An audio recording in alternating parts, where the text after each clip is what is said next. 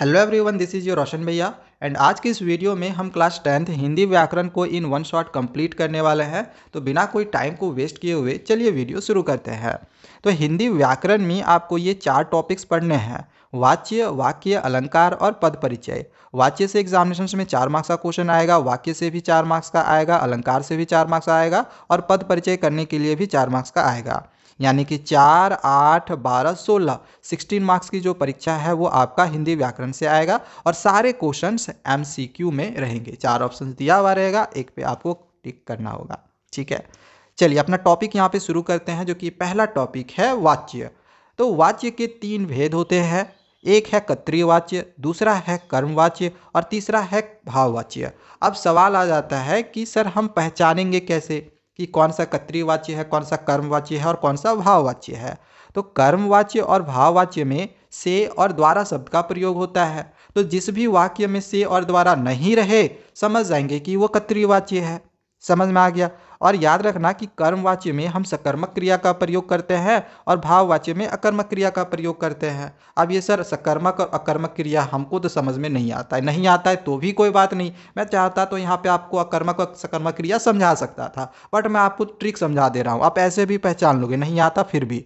देखो भाववाच्य में क्या होगा, आपको फीलिंग्स देखना है कि वाक्य में फीलिंग्स दिखाई दे रहा है या नहीं दिखाई दे रहा है। अगर फीलिंग्स दिखाई दे रहा है तो वो भाववाच्य होगा। जैसे मुझसे पढ़ा नहीं जाता, तो ये फीलिंग दिखाई दे रहा है। या फिर राम से चला नहीं जाता, फीलिंग्स दिखाई दे रहा है। अमूमन ऐसा खास करके देखा जाता है कि भाववाच्य में से शब्द का प्रयोग किया जाता है। ऐसे द्वारा भी लगता है, बट खास तौर पर इसमें से शब्द का प्रयोग किया जाता है। ठीक है, तो जहाँ पर भी फीलिंग्स दिखे ना, समझ जाना वो भाववाच्य होगा। पता चल गया। चलो मैं यहाँ पे आपको कुछ क्वेश्चंस की प्रैक्टिस करवा रहा हूँ। आप देखना जीरो से हीरो बन जाओगे। अभी तक अगर आपको कुछ भी नहीं आता होगा ना, फिर भी आप सारे क्वेश्चंस का आंसर्स खुद कर लोगे, और आता होगा तब तो कर ही सकते हो। अब जैसे पहला क्वेश्चन है, बाल गोविंद भगत कबीर को साहब मानते थे। देखो कर्मवाच्य में हमें बदलने के लिए बोला गया है। कभी भी आपको यहाँ पे ऑप्शन दिया रहेगा कि इसमें इस वाच्य में बदलिए, तो देख लेना पहले काल, ये किस काल में जो सेंटेंस है वो दिया हुआ है। जैसे मानते थे में है यानी कि भूतकाल में है, तो जो ऑप्शन होगा ना वो भी भूतकाल में ही होगा। जैसे थे या था में ही ऑप्शन होगा। जैसे ऑप्शन ए में यहाँ पे था है तो ये ऑप्शन हो सकता है, बाकी सब में तो ये प्रेजेंट में है, वर्तमान काल में है, तो ये बी सी डी ऑप्शन होगा ही नहीं। ये बी सी डी ऑप्शन होगा ही नहीं। यही एक ही ऑप्शन हमारे पास बनता है, वही आपका कर्मवाच्य होगा। इस सेंटेंस का जो कर्मवाच्य होगा वो यही होगा। और देखो द्वारा शब्द का प्रयोग हुआ है तो कर्मवाच्य में द्वारा शब्द का प्रयोग होता है, तो एक ही ऑप्शन हम लोग का सही हो रहा है ना, ऑप्शन ए सही है। ठीक है, समझ में आ गया। चलो आगे हम सेकंड क्वेश्चन को देखते हैं। सेकंड है, भोर में लोगों से बाल गोविंद भगत का गीत नहीं सुना गया, वाक्य में वाच्य। ये किस प्रकार का वाक्य है। देखो कभी भी एक वाक्य दो तरह का नहीं हो सकता है, कर्तृ कर्म भाव कर्म, ऐसा कभी नहीं हो सकता है। तो ये तो ऑप्शन डी होगा ही नहीं। दूसरा मैंने आपको क्या ट्रिक बताया था कि कर्तृवाच्य में द्वारा या फिर से शब्द का प्रयोग नहीं होता है। तो यहाँ पे देख लो, कहीं पर से का प्रयोग है, बिल्कुल है। तो यहाँ पे ये कर्तृ तो होगा नहीं, यानी एक ही बच गया, या तो कर्म होगा या तो भाव होगा।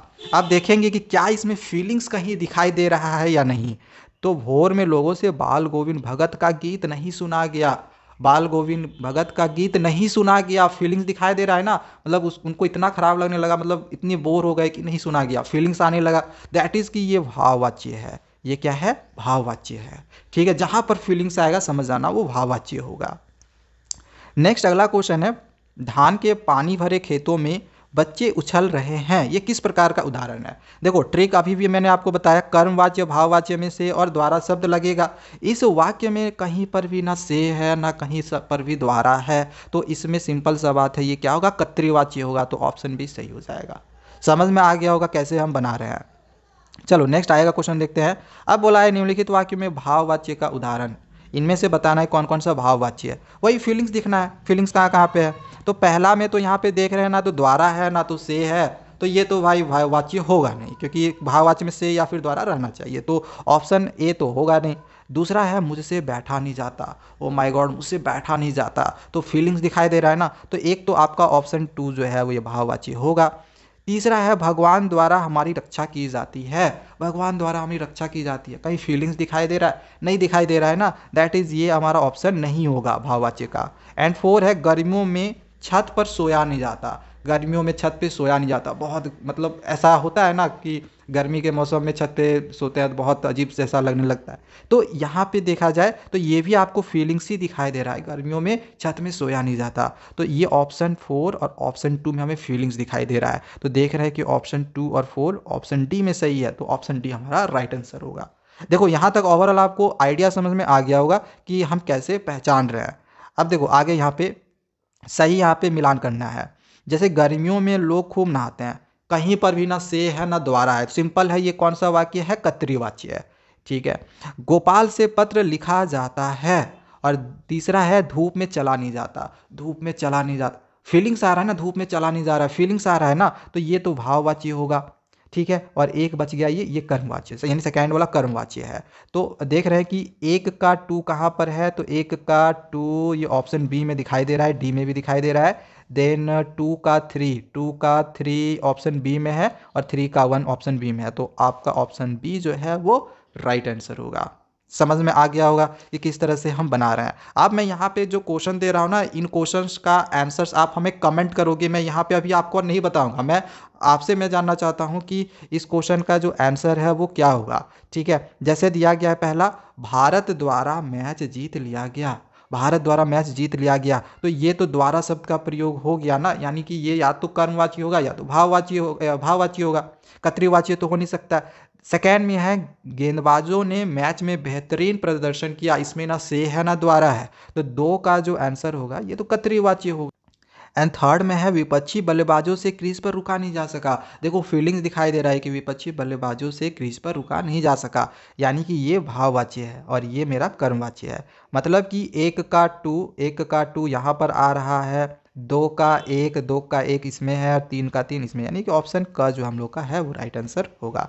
ठीक है। चलो अब ये क्वेश्चन का आंसर आप हमें कमेंट करके बताओ कि इनमें से कर्मवाच्य का उदाहरण कौन सा है, कमेंट करके बताना। और इस क्वेश्चन का भी आंसर जो है वो आप हमें कमेंट करके बताओगे। ये दो क्वेश्चन हमने आप लोगों को दिए हैं, ये दोनों क्वेश्चन आप हमें कमेंट करके बताना, पूरा आंसर्स लिख के बताना, इसमें से पूरा आंसर्स लिख के बताना कर्मवाच्य का क्या होगा, कर्मवाच्य लिख के डैश दे के लिख लेना ये कर्मवाच्य होगा, और इसमें भाववाच्य बदलने बोला है तो बताना इसमें भाववाच्य कौन सा है। ठीक है। दो क्वेश्चन आपकी प्रैक्टिस के लिए हमने दे दिया था कि आपको भी समझ में आए ना कि हाँ आपको समझ में आ गया है। चलिए अब आगे हम वाक्य समझते हैं। तो अर्थ के आधार पर वाक्य के 8 भेद होते हैं, जो कि ये हमारे सिलेबस में नहीं है तो इसको अभी हम नहीं पढ़ेंगे। रचना के आधार पर वाक्य के 3 भेद होते हैं, सरल वाक्य, संयुक्त वाक्य और मिश्र वाक्य। तो कैसे पहचाने सर कि कौन सा सरल वाक्य है, संयुक्त वाक्य है या फिर मिश्र वाक्य है? तो सरल वाक्य को पहचानने का तरीका ये है कि वाक्य में हम देखेंगे कि सिर्फ अगर एक ही क्रिया हो, सिर्फ एक ही क्रिया हो तो वो हम समझेंगे कि सरल वाक्य है। जैसे कि बच्चे खेलते हैं, इस वाक्य में सिर्फ एक ही क्रिया है, खेलना। क्रिया पता है ना, वर्ब यानी एक्शन वर्ड। तो सिर्फ एक ही क्रिया होगा तो वो सरल वाक्य होगा। संयुक्त वाक्य में और मिश्र वाक्य में दो क्रिया हो सकता है। अब इसमें हम कैसे पहचानेंगे? तो संयुक्त वाक्य में देखो यहाँ पे दिया गया है, राम किताब पढ़ता है और श्याम क्रिकेट खेलता है। ये अपने आप में एक पूर्ण वाक्य है और ये भी अपने आप में एक पूर्ण वाक्य है। तो अगर किसी वाक्य में दो दो पूर्ण वाक्य हो तो वो संयुक्त वाक्य होगा। वहीं मिश्रित वाक्य में क्या होगा कि एक तो पूर्ण वाक्य होगा लेकिन दूसरा वाला पूर्ण वाक्य नहीं होगा। समझ में आ गया ये तीनों? अब क्वेश्चंस का प्रैक्टिस करते हैं और समझते हैं। जैसे पहला क्वेश्चन है, रसूलन और बतूलन ने गाना गाया क्योंकि इसी से अमरुद्दीन को खुशी मिलती है, सरल वाक्य में लिखिए। इसको सरल वाक्य में लिखना है। सरल वाक्य के लिए अभी हमने क्या बताया, सिर्फ एक ही क्रिया होना चाहिए। अब यहाँ पे ऑप्शन ए में देखो, मिलना एक क्रिया है, मिलती है मतलब वो एक क्रिया है, यहाँ पर भी मिलती है क्रिया है, यहाँ पर भी एक, यहाँ पर भी क्रिया है। ठीक है। अब बी वाले ऑप्शन में यहाँ पे गाती है, ये क्रिया है, यहाँ पर भी गाती है, क्रिया है, ये गीतों से, ये भी क्रिया है, बट गायन ये क्रिया नहीं है। तो ऑप्शन ए इसमें हम लोग का राइट आंसर होगा क्योंकि इसमें सिर्फ एक ही क्रिया मिलना है। समझ में आया? दूसरा वाला यहाँ पे देखते हैं, दिया गया है कि इस वाक्य को संयुक्त वाक्य में बदले। संयुक्त वाक्य में बदलना है। संयुक्त वाक्य का अभी मैंने क्या बताया, दो क्रिया होगा और दोनों उस वाक्य में दो पूर्ण वाक्य होंगे, बस इस बात का ध्यान में रखना है। जैसे ऑप्शन ए दिया गया है, जैसे ही दूसरी बार हालदार साहब उधर से गुजरे, ये तो अपने आप में पूर्ण वाक्य नहीं है तो ये तो होगा नहीं ऑप्शन। सेकंड में है दूसरी बार उधर से गुजरते समय हवलदार साहब को मूर्ति में कुछ अंतर दिखाई दिया। इसमें तो भाई एक ही वाक्य है, इसमें दो वाक्य ही नहीं है, तो ये तो होगा ही नहीं। सी है दूसरी बार हवलदार साहब उधर से गुजरे, बिल्कुल ये एक पूर्ण वाक्य है। दूसरी बार हवलदार साहब उधर से गुजरे पूर्ण वाक्य है। उनको मूर्ति में कुछ अंतर दिखाई दिया, ये भी पूर्ण वाक्य है। तो ऑप्शन सी हम लोग का सही होगा। और डी वाला में भी पूर्ण वाक्य नहीं हो रहा है, तो ये तो होगा ही नहीं। नेक्स्ट थर्ड नंबर में मिश्र वाक्य का उदाहरण हमें यहाँ पे बोलना है। मिश्र वाक्य यानी एक पूर्ण होगा दूसरा अपूर्ण होगा, मतलब एक पूर्ण होगा दूसरा पूर्ण नहीं होगा। जैसे ए वाले में तो दो वाक्य ही नहीं है, तो ये तो होगा ही नहीं। बी में है हुड़दंग तो इतना मचाया कि, देखो यहाँ से यहाँ तक में हमें एक ही ये एक पूर्ण वाक्य नहीं मिल रहा है, वाक्य बट ये पूर्ण वाक्य नहीं है। दो वाक्य है बट इसमें एक जो है इधर वाला पूर्ण वाक्य नहीं है, बट इधर वाला पूर्ण वाक्य है। तो एक पूर्ण वाक्य नहीं है, एक पूर्ण वाक्य है, तो यही तो मिश्रित वाक्य होगा ना। यही होता है मिश्रित वाक्य, जिसमें एक अपूर्ण हो एक पूर्ण हो।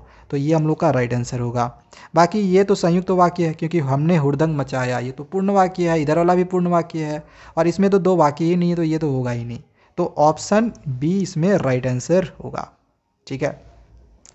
अब क्वेश्चन नंबर 4 में यहाँ पे हमें संयुक्त वाक्य पहचानना है कि इनमें से कौन कौन सा संयुक्त वाक्य है, यानी कि दो दो हमें पूर्ण वाक्य देखने हैं। फर्स्ट वाला में तो दो वाक्य ही नहीं है, असफल होने पर शोक करना व्यर्थ है, दो वाक्य ही नहीं है, तो ये तो ऑप्शन होगा ही नहीं। दूसरा में है मैं एक दिन अमेरिका जाऊंगी, पूर्ण वाक्य है। अपना शेष जीवन वहीं बिताऊंगी, यह भी पूर्ण वाक्य है, तो ऑप्शन 2 सही होगा। एक ये पूर्ण वाक्य होगा, मतलब संयुक्त वाक्य होगा। दूसरा है जैसे ही रमेश आया वैसे ही मोहन चल दिया, जैसे ही रमेश आया, जैसे ही रमेश आया क्या पूर्ण वाक्य है? जैसे ही रमेश आया पूर्ण वाक्य नहीं है। जैसे ही रमेश आया मतलब ये एक पूर्ण वाक्य नहीं है, ये अधूरा है, तो ये तो नहीं होगा, ये तो मिश्रित वाक्य का उदाहरण है ना। 4 में है विद्यार्थी परिश्रमी है, पूर्ण वाक्य है, तो अवश्य सफल होगा, अवश्य सफल होगा, ये भी पूर्ण वाक्य है। तो 2 और 4 ये दो पूर्ण वाक्य हैं। ठीक है। एक ही वाक्य में अगर दो दो पूर्ण वाक्य मिलेगा तो वो होता है संयुक्त वाक्य। अभी मैंने बताया, तो 2 और 4 दोनों में दो दो पूर्ण वाक्य हैं एक ही सेंटेंस में। तो 2 और 4 ऑप्शन डी में आ रहा है, यही हम लोग का सही होगा। नेक्स्ट आगे क्वेश्चन नंबर 5 को देखो।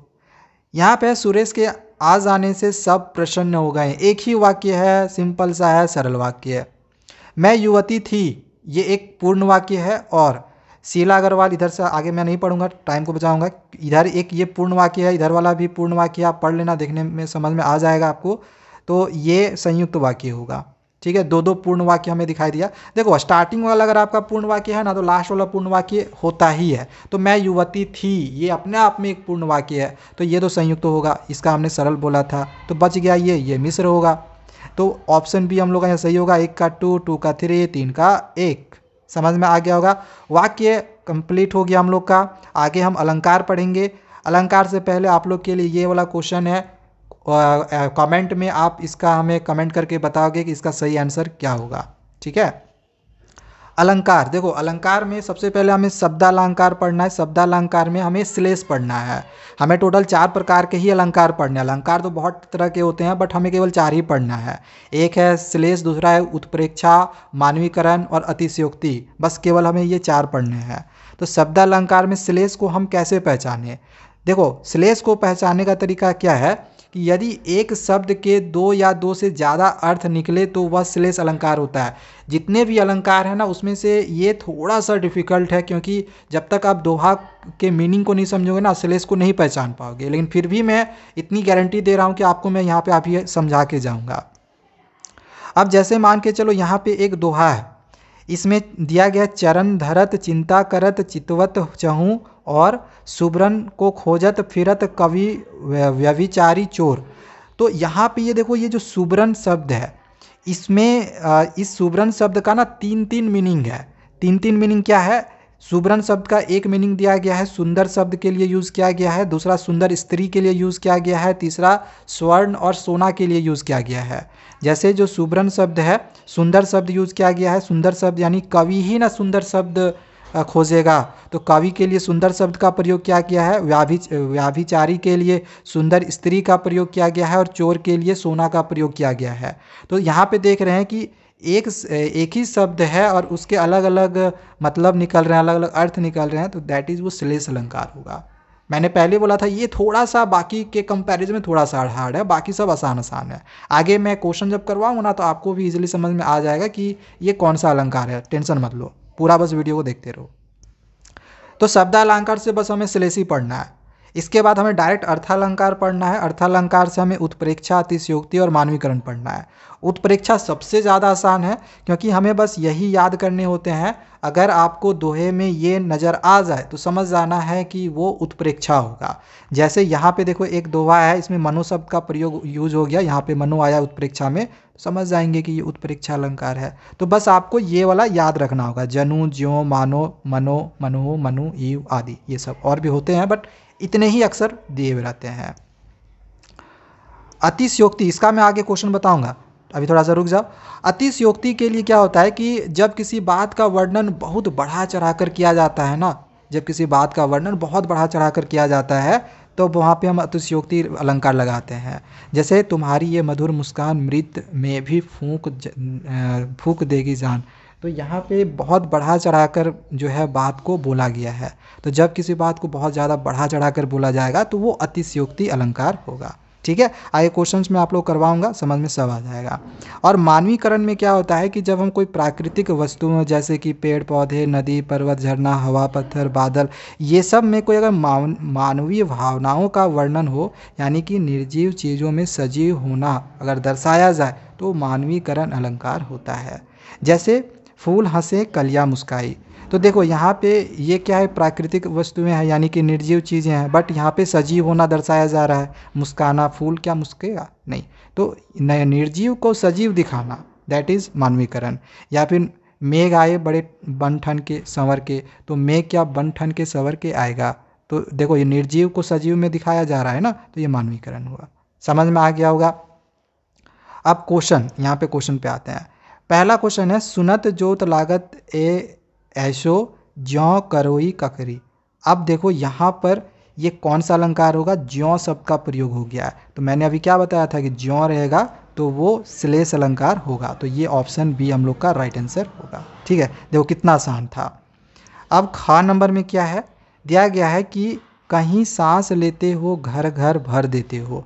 अब इससे पहले मैंने आप लोग को एक मानवीकरण के बारे में बताया था, जिसमें मैंने आपको क्या बोला था कि जब कोई प्राकृतिक वस्तुएं जैसे कि पेड़ पौधा, नदी, पर्वत, ये सब झरना, ये सब का अगर निर्जीव चीज़ों का सजीव होने को दर्शाया जाए तो वो मानवीकरण होगा। तो यहाँ पे ना निर्जीव चीज़ को सजीव होने का ही दिखाया गया है। जैसे कहीं सांस लेते हो घर घर भर जाता है, सांस लेना घर घर भर जाना, तो यहाँ पे निर्जीव को सजीव दिखाया गया है, तो ये मानवीकरण होगा, ये मानवीकरण होगा। ठीक है, अगर ये समझ में नहीं आया तो भी कोई बात नहीं है, आप ऐसे भी इसके आंसर्स को कर सकते थे। उपमा, रूपक, यमक ये आपको एग्जामिनेशंस में पढ़ने ही नहीं है, मतलब सिलेबस में ये है ही नहीं, तो यही ऑप्शन सही होगा। हालांकि हमारी बोर्ड परीक्षा में ये सब सारे ऑप्शन नहीं रहेंगे। ठीक है, जो हमारी सिलेबस में रहेगा ना वही आपके ऑप्शन रहेंगे। अगला है, देखो यहाँ पर आप देखो फिर से, यहाँ पे अगर आप देखो तो मानो शब्द का प्रयोग हुआ है। तो मानो के लिए अभी हमने क्या बताया, उत्प्रेक्षा होगा, तो ये भी उत्प्रेक्षा का एग्जाम्पल है। समझ में आया? अब बताना है कि इसमें से उत्प्रेक्षा अलंकार कौन है। देखो ज़्यादातर क्वेश्चन जो रहेगा ना वो आपका उत्प्रेक्षे से ही रिलेटेड रहेगा, तो चिंता करने की ज़रूरत नहीं है। सिलेस और अदर से थोड़ा एक आध दो क्वेश्चन ही रहेगा। अब इसमें देखो जनु शब्द का प्रयोग हुआ है, तो जनु रहेगा तो वो उत्प्रेक्षा होगा। तो इसमें से पूछा गया है कौन सा उत्प्रेक्षा है, तो जनु शब्द का प्रयोग यहाँ हुआ है, तो ये वाला उत्प्रेक्षा होगा, तो ये राइट आंसर होगा। एंड लास्ट अंगा नंबर दिया गया है, इसमें बताना है कि ये कौन सा अलंकार है। देखो यहाँ पर भी अगर हम देखें तो दिया गया है, सुब्रम को खोजत फिरत कवि व्यभिचारी चोर। अभी इसके बारे में ऊपर में ही आप लोग को बताया था, हम ऊपर में ही इसी से रिलेटेड आप लोग को एक एग्जाम्पल दिए थे, जिसमें मैंने आप लोग क्या बताया था कि सुब्रन का 3 अलग अलग मीनिंग होता है।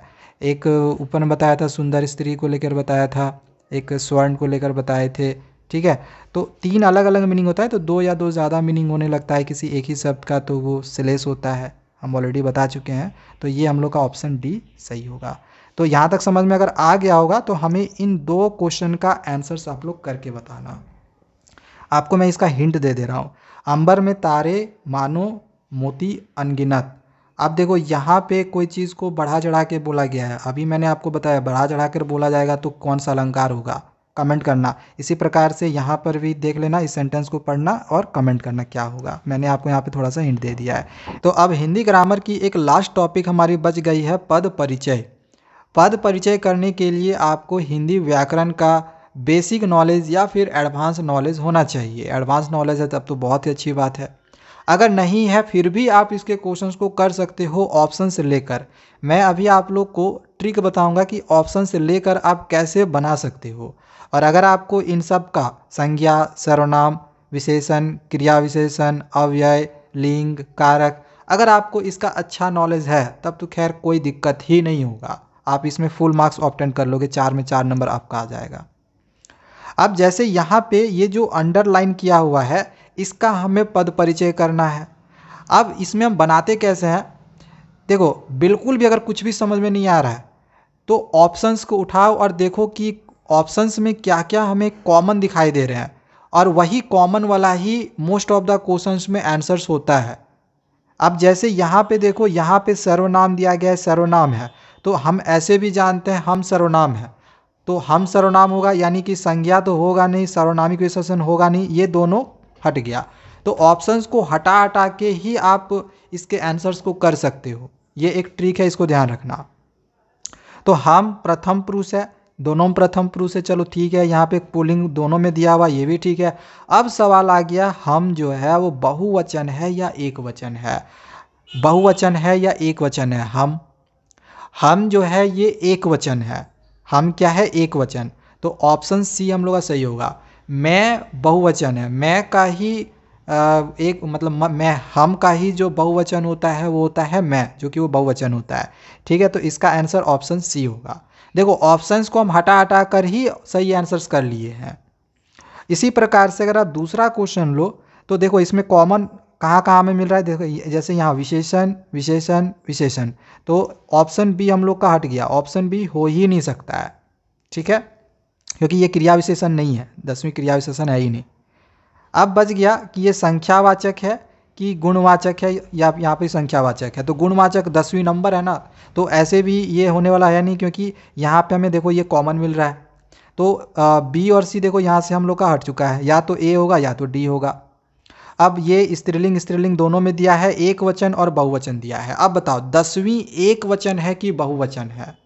बहुत को यहाँ पे सोचेंगे सर 10वीं तो बहुवचन है, बट ऐसा नहीं है, 10वीं एक वचन है। क्यों? क्योंकि 10वीं ये एक नंबर है, नंबर का आप बहुवचन कैसे कर सकते हो। तो 10वीं का आपको कक्षा के साथ देखना होगा कि कक्षा एक वचन है कि बहुवचन है।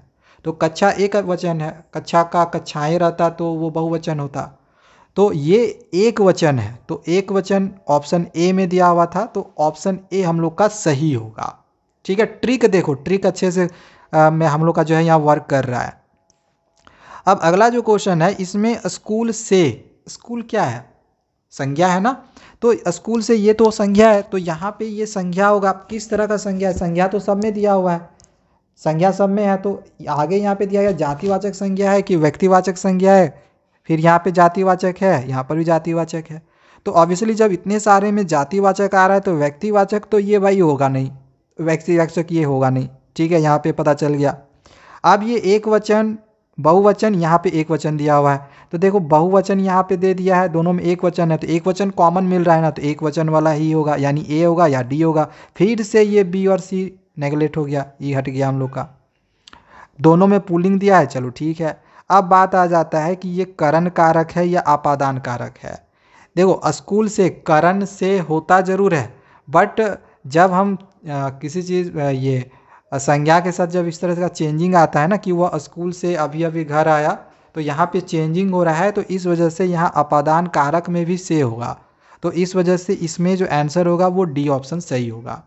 ठीक है, तो देखो ए और डी में से ही सही करना था, तो ऐसा थोड़ी है कि हम गलत करके आ जाएंगे। आपका ऑप्शन डी सही होगा। ठीक है, नेक्स्ट आगे क्वेश्चन नंबर 4 है। इसमें हमें बहुत हंसा। अब देखो ये बहुत हंसा, बहुत हंसा, ये विशेषता बतलाया है। किसका विशेषता बतलाया है? क्रिया का विशेषता बताया है। तो ये क्रिया विशेषण है, परिमाणवाचक क्रिया विशेषण है। बाकी क्रिया विशेषण और कहीं पर भी नहीं है। हालांकि देखो इसमें कॉमन विशेषण विशेषण विशेषण यहाँ पे मिल रहा था, बट एक ही ऐसा क्वेश्चन था जिसमें कॉमन वाला क्वेश्चन का आंसर ना हो के एक सिंपल वाला आंसर है। तो बोले जैसे मैंने शुरू में ही कहा था, एक आध क्वेश्चन ही ऐसा होगा जो बिना कॉमन वाला मिल सकता है। अब एक लास्ट क्वेश्चन देखो 5 नंबर। अब इसमें संतान का बताना है, वही ट्रिक अपनाएंगे। देखो संज्ञा संज्ञा संज्ञा मिल गया, जातिवाचक व्यक्तिवाचक जातिवाचक, तो जातिवाचक यहाँ पे कॉमन मिल रहा है, बी और डी यहाँ पे ये तो होगा नहीं, या तो ए होगा या तो सी होगा। अब यहाँ स्त्रीलिंग है, यहाँ पे पुल्लिंग है। आप खुद सोचो संतान स्त्रीलिंग है या पुल्लिंग है, कैसे पहचानेंगे? देखो पूरा सेंटेंस पढ़ो, लिखा है योग्य होती है। अब होती है, जाती है, खाती है, पीती है, क्या है? स्त्रीलिंग है ना, तो यहाँ पे ये स्त्रीलिंग होगा। ऑप्शन ए हम लोग का सही हो जाएगा। समझ में आ गया? ओवरऑल आपको एक आइडिया मिल गया होगा कि हम पद परिचय कैसे करते हैं। तो आपके लिए यहाँ पर अब एक क्वेश्चन आ गया है, आपको इस क्वेश्चन का आंसर कमेंट करना है। तो हिंदी ग्रामर का पूरा कोर्स हमने कंप्लीट करवा दिया है। आपको मैं राइटिंग सेक्शन का भी हिंदी से करवाऊंगा। तब तक हमारे चैनल को सब्सक्राइब करके रख लेना।